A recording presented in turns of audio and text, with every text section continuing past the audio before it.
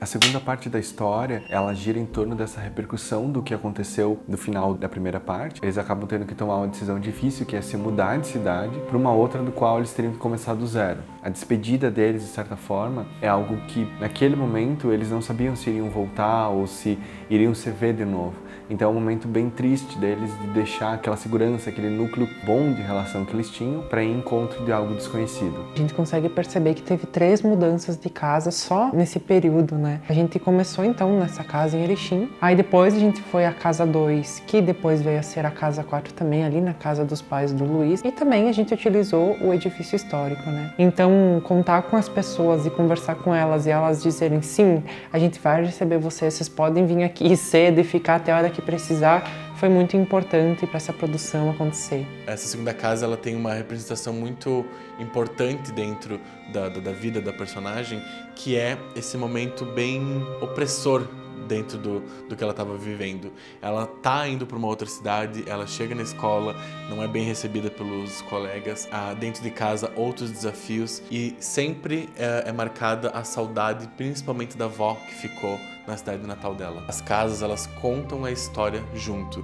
Então a gente sai de uma casa maior para uma casa que já é um pouquinho menor. A gente vê já a falta de alguns alimentos ali, que a coisa está um pouco mais escassa. Quando a gente estava escrevendo a história, o Luiz, a gente percebia, né, na fala da Shaline, o cuidado intenso que ela tinha, né, com o irmão, o Vitor. Então a gente quis trazer isso para a história e trazer os detalhes, né, que ela contou pra gente da história também. E é muito bonito ver isso. Você não consegue saber direito o que tá acontecendo, se você tá numa fase melhor, numa fase pior, mesmo sabendo que por trás das câmeras me contaram, né, que era a fase um pouco melhor, a fase um pouco pior. Na gravação, inclusive, eu me senti muito em casa. Foi uma coisa que me ajudou muito, assim, a lidar com muitas coisas que estavam acontecendo na minha vida. E eu me identifiquei com bastante coisa que aconteciam na vida do personagem. Foi, nossa, uma coisa muito acolhedora, mas também com cenas um pouco difíceis de gravar, né? A gente ficava, tipo, como se fosse irmão mesmo, sabe? Entramos no personagem, poderíamos dizer. E essa casa, ela começa a marcar ali essa descida financeira da família, mas ao mesmo tempo ela também mostra o quanto a ligação da protagonista com o irmão, com os pais, com a família, meio que vai ser algo inabalado, não importa o espaço em que eles estiverem durante toda a narrativa, né? Eu peguei uma fase, assim, muito de declínio. Então a comida significava as fases que eles estavam passando, cada vez mais de dificuldade. Então foi uma fase de fato muito complicada, como a cena da pipoca, por exemplo, que eu tinha comido os grãos de milho, a do pão também, cena bem complicada, assim, uma situação, um sentimento muito pesado, um sentimento muito forte. De mim, do Vitor, eu sempre digo que a gente é alma gêmea, tenho certeza. Mas eu sempre pensei muito pelo Davi, por ele, né, pelos meus irmãos. No entanto, eu era mais velha, então parecia que eu carregava, né, essa responsabilidade. Não que isso na lei da terapia seja certo, tá, gente? Mas é importante ressaltar que eu fiz isso por eles, né, e essa ligação vai perdurar com certeza por muitos anos.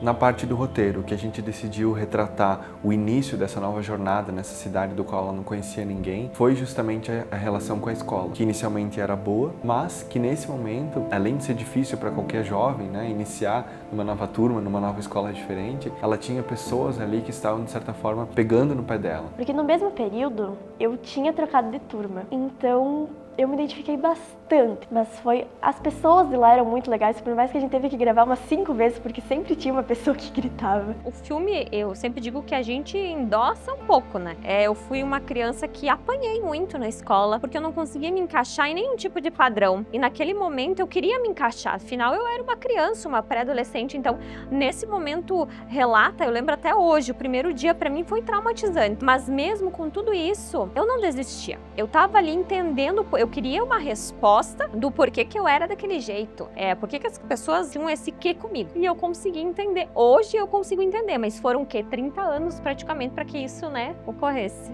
Aí ela chega dentro de casa, ela vê a mãe naquela situação e ela chega perto, aí do nada ela tem aquela visão, né, do que vem acontecer depois, né? Essa cena foi uma cena bem intensa pra gente fazer, né? Nós ficamos todos bem envolvidos, porque a ideia era poder tá expressando todo o sentimento que estava acontecendo ali e poder trazer, né, a história, como a Shaline contou, pra gente dramatizar ali, para as pessoas entenderem o processo, né? E foi uma cena muito intensa, foi o primeiro dia de gravação dela e já foi uma cena com tanta emoção e tanta sentimento, é uma cena muito pesada, no sentido que envolve muitas coisas. Pensar como foi isso na vida da Shaline e tentar trazer um pouquinho dessa angústia, desse sentimento pesado pra cena é um desafio muito grande pro primeiro dia. Uma coisa interessante foi que quem fez o papel de minha obsessora é a minha filha, então foi muito legal e foi muito divertido depois também assistir, mas foi muito legal poder dividir essa experiência com ela também.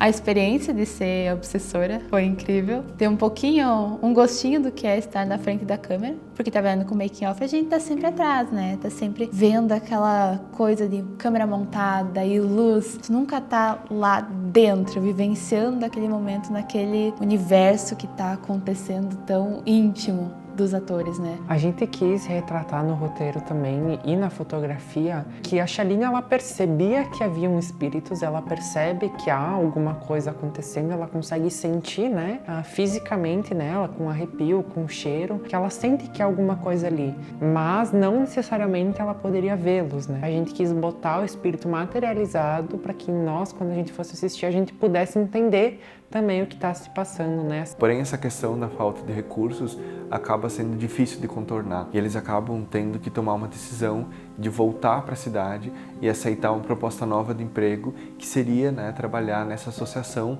onde eles cuidariam de crianças carentes em troca também de ter esse espaço de moradia. Nessa parte da história a gente vê de novo a família tentando se reorganizar internamente num ambiente do qual eles não estavam se sentindo de certa forma confortáveis, né? Então pra mim era muito ruim porque parecia que eu não criava raiz em nada, nem em escola, nem em casa, e aquilo me perturbava, porque daí, mas mesmo assim eu nunca rodei de ano. Esse é um momento que eu sofri muito, essas andanças pra mim não foi legal, não criava vínculo de amizade. Só que do lado espírita, eu entendo que era um propósito de Deus, eu deixar uma sementinha de amor pra cada pessoa, até mesmo eu receber de cada um o que cada lugar tinha pra mim. E essa locação que a gente conseguiu representar a associação, ela é muito emblemática, assim, porque é um prédio centenário que por muitos anos foi uma escola regida por freiras dentro do município de Guarama. Então a gente consegue usar vários espaços para contar pedaços dessa história. E para encerrar essa segunda parte da história, com todas as reviravoltas que aconteceram, a gente vê a relação do mundo espiritual puxando cada vez mais